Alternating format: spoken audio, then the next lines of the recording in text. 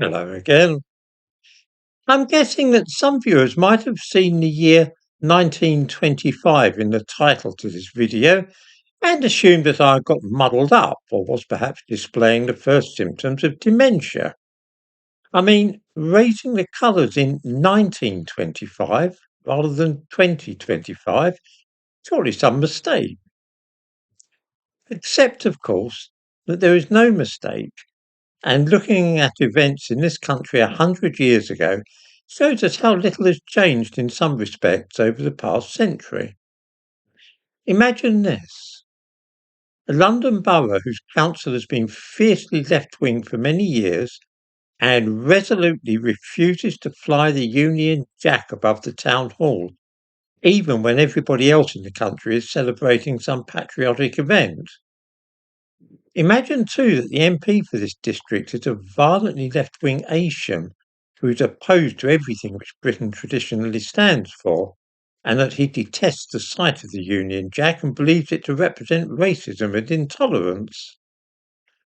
One Christmas Eve, some local people get so annoyed about this negative attitude to their country's flag that a couple of them climb up the front of the town hall and nail a Union Jack to the flagpole on the roof. There, that shows the damned foreigner who's now their MP, and it's also one in the eye for all those left-wing types running the town hall. This could so easily be a scene from this year, and yet it was actually Christmas Eve, 1925.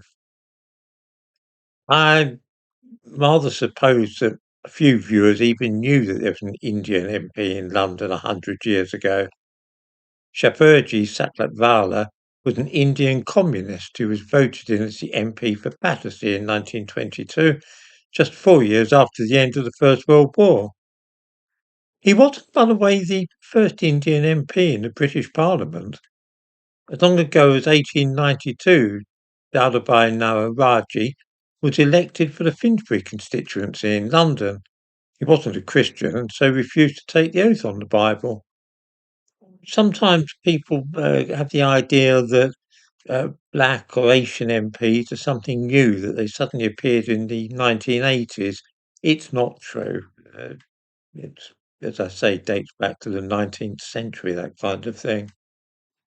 The trouble in Battersea centred around the fact that the council there were very left-wing and opposed to anything which struck them as a sign of patriotism. Everywhere else in the country, in the early years of the 20th century, school pupils got a day off for Empire Day, but not in Battersea. A delegation of concerned citizens approached the council and demanded that the Union Jack should be flown from the top of the town hall on special days, but both the men running the town hall and also their Member of Parliament refused even to consider such a thing. The result was that on the night of Christmas Eve, some citizens took the matter into their own hands and simply nailed the Union Jack to the flagpole anyway. I thought it worth looking at this amusing incident, if only to show how there is nothing new under the sun.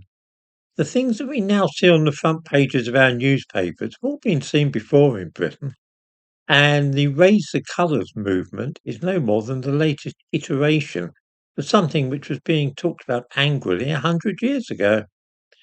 In the description to this video, I give a few links to these matters about which I've been speaking today.